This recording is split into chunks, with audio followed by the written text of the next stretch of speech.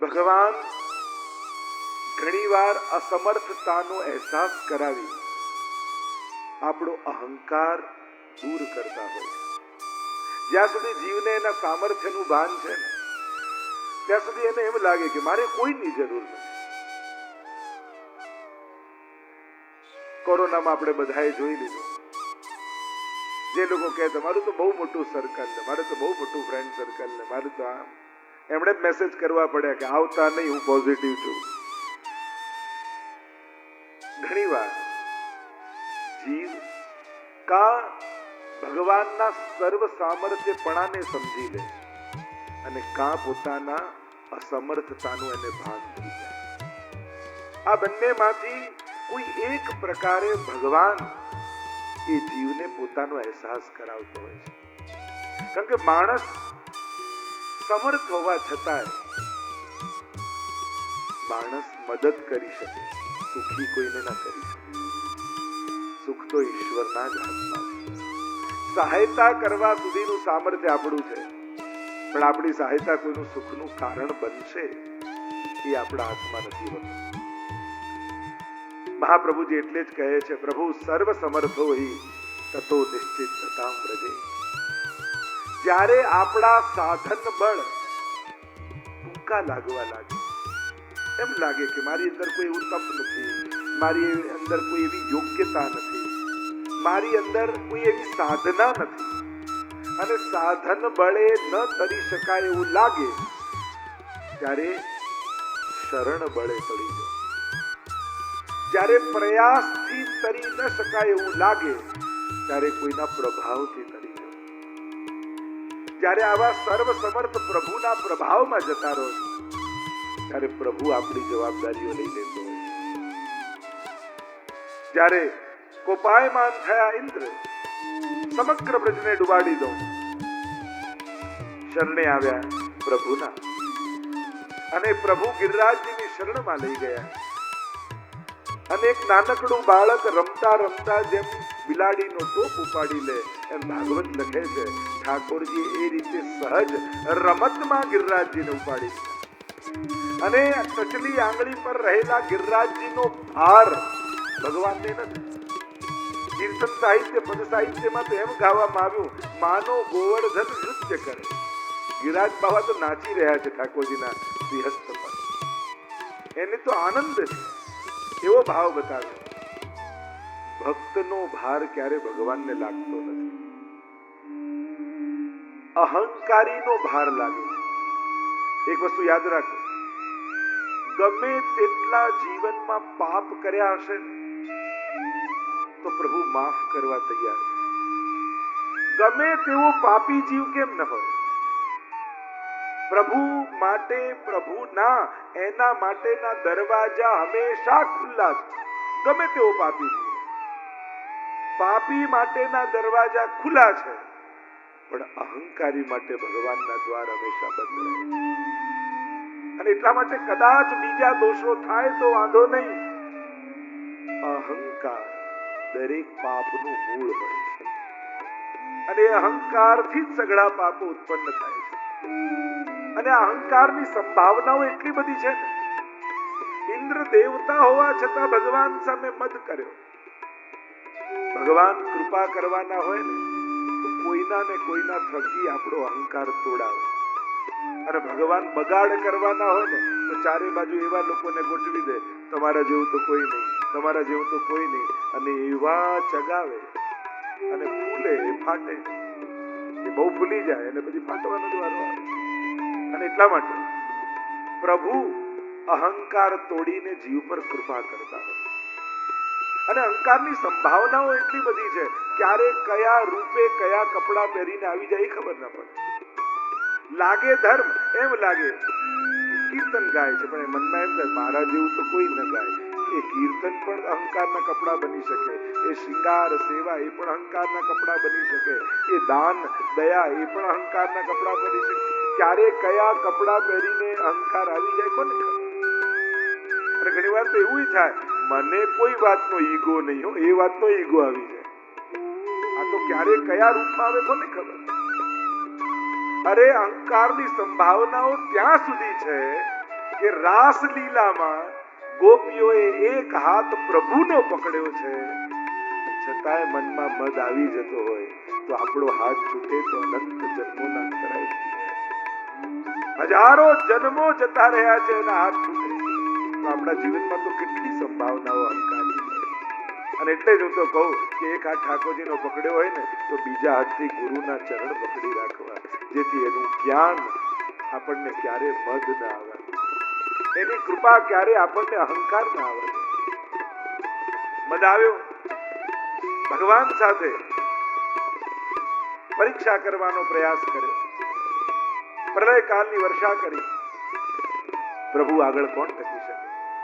હાર્યો ઇન્દ્ર, ચતુર્ભુજ રૂપ પ્રભુએ ધારણ કર્યું. એક કનિષ્ઠા ઉપર ગિરિરાજજીને ધારણ કર્યા, બીજી જમણા હાથની ભુજામાં શંખ લીધો.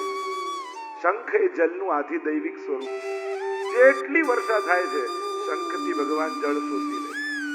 અને બીજી બે ભુજા પ્રગટ કરી વિચાર કર્યો કે 7 દિવસ અન્ન જળ વગર વ્રજવાસીઓ રહેશે કેમ? એટલે પોતાના અધર પર વેણુ પધરાવીને વેણુના સ્વર ભર્યા.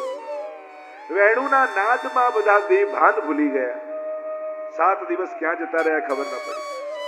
નહીં તો પહેલા બધા સખાઓ લાકડી લઈને આવી ગયા, ટેકો લગાવી દીધો.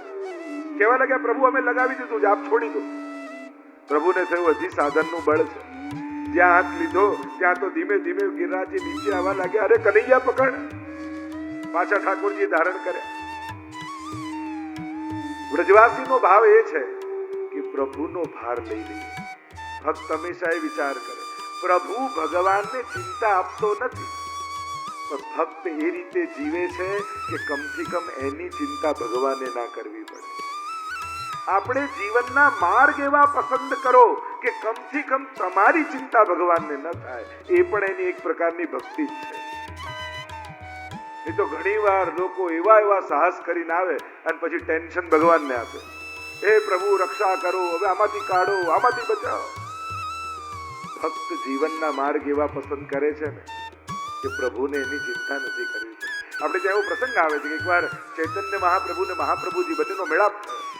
બંને જગન્નાથપુરી જઈ રહ્યા હતા અને થયું કે અમે તો વનના રસ્તે આવીશું. ચૈતન્ય મહાપ્રભુ પરમ ભક્ત ભગવાનના સંકીર્તન કરતા કરતા વૃંદાવનનો ભાવ કરી વનનો રસ્તો ટૂંકો છે, ત્યાંથી જતા રહીશું. મહાપ્રભુજી કે અમે રાજમાર્ગ પરથી જઈશું, ભલે થોડો લાંબો હોય.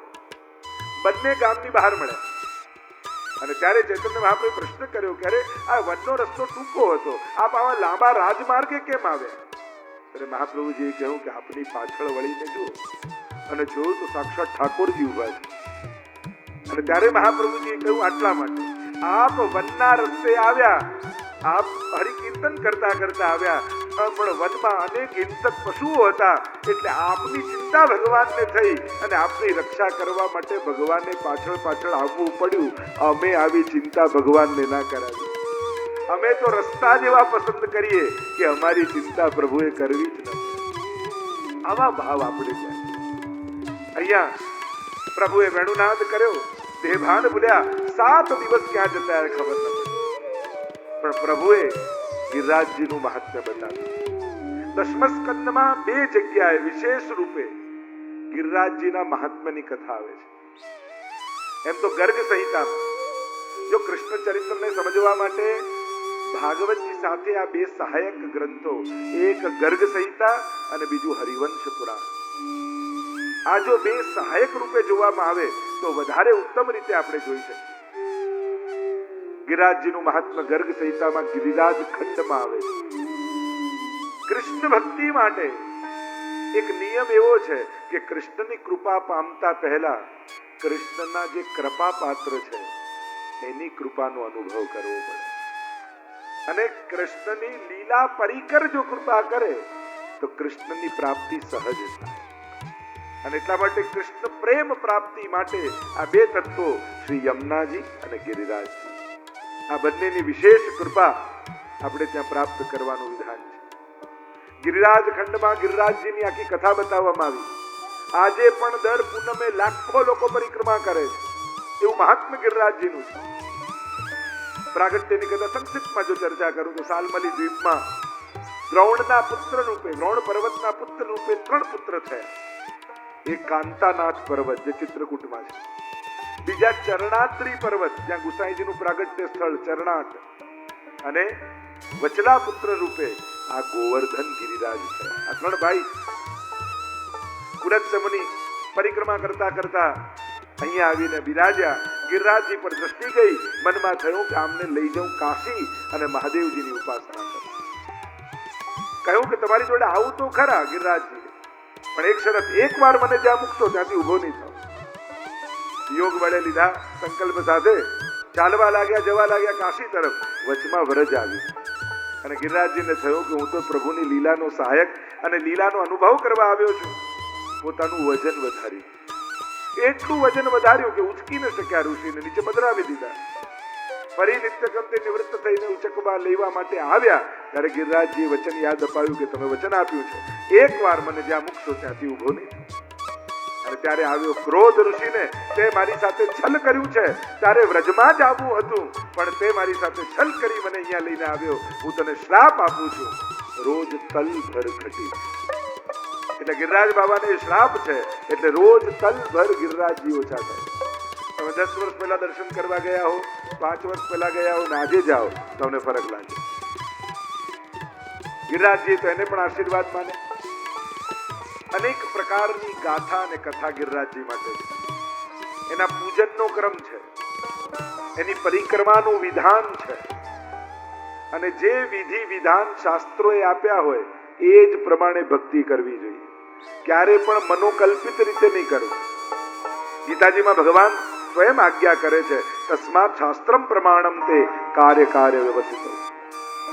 એટલે જે રીતે દુગ્ધાભિષેકનો ક્રમ હોય, જે રીતે જલાભિષેકનો ક્રમ હોય, જે રીતે પરિક્રમાનો ક્રમ હોય, એ પ્રકારનું વિધાન. પણ એક વસ્તુ વિવેક સમજવાની જરૂર છે, જ્યારે સમાજનું સામર્થ્ય વધે ને ત્યારે વિવેકની વધારે જરૂર પડે.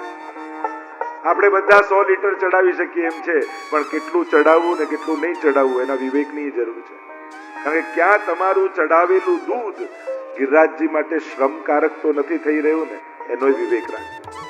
ક્યાંય કોઈ માપ આપવામાં આવ્યું નથી કે આટલું માપનું ચડાવવું જ. અને હું તો મારા વિચાર પ્રમાણે એમ માનું કે વર્ષે તમે 10 વાર જતા હો ને, દૂધ 1 વાર ચડાવો. થોડુંક વિવેક, કારણ કે હવે દૂધ પણ શુદ્ધ છે કે નહીં એ ગિરિરાજજીને ક્યાંક શ્રમ તો નથી આપી રહ્યું. બને તો પોતાના પરિચિત જે વ્રજવાસી હોય એની ગૌશાળા હોય, એ ગૌશાળામાંથી દૂધ લાવી અને પછી ગિરિરાજજીને ચડાવવું. એક થોડોક વિવેક, એક વિચાર સામર્થ્યની સાથે જોડાઈ જાય તો આપણે વધારે સુંદર રીતે તીર્થોનું સંચાલન કરી શકીએ. વિવેક રાખવું. પરિક્રમાનો જે ક્રમ છે, 7 કોસ આદિની જે પરિક્રમા આદિ છે, એનો વિવેક રાખવો. તો આખા વિધાનો જે છે અત્યારે ચર્ચા નથી કરતો, પણ ગિરિરાજ બાવા 2 સ્વરૂપે આપણે ત્યાં આરાધ્ય છે. એક જે વેણુ ગીતમાં પહેલા ગોપીઓએ બતાવ્યું, અંતાય મદ્રિર વેલા હરિદાસ વર્યો યદ રામ કૃષ્ણ ચરણ સ્પર્શ પ્રમોદ માનમ તનોતિ સહગો ગણયો સ્તયોર્યત પાની સુયવ સકંદર કંદ મૂલઈ. હરિના દાસ અને એમાં પણ વર્ય તરીકે ગોપીઓએ ગિરિરાજજીને ગણાવ્યા કે ગિરિરાજજી જેવો ભગવદીય કોઈ નથી. અને ઠાકોરજીએ શૈલોસ્મી કહી આ મારું જ સ્વરૂપ છે એવો અનુભવ કરાવ્યો. એટલે ભગવદીનું પણ રૂપ છે ગિરિરાજજીનું, અને ભગવાનનું પણ રૂપ છે. જે મર્યાદા માર્ગમાં હનુમાનજીનું હોય, પોતે ભગવાન તરીકે પૂજાય અને પોતે રામ કાજ કરવે કો આતુર, રામના દાસ પણ કહેવાય. ઉભય રૂપ છે. એમ જ પુષ્ટિ ભક્તિમાં આપણું ગોલોકધામ ક્યાંય કોઈ આકાશમાં નથી, ગિરિરાજજીની ભીતર છે. ચતુર્બુદાસજીને ગુસાઈજીએ કૃપા કરીને અનુભવ કરાવ્યો. ખટ ઋતુ અને દ્વાદશ નિકુંજના ગિરિરાજજીની ભીતર દર્શન કરાવ્યા. 8 દ્વાર ગિરિરાજજીની ભીતર પ્રવેશવાના છે, અને અષ્ટસખા છે ને એ 8 દ્વારના મુખિયા છે, જેના થકી અંદર ભીતર પ્રવેશ થાય.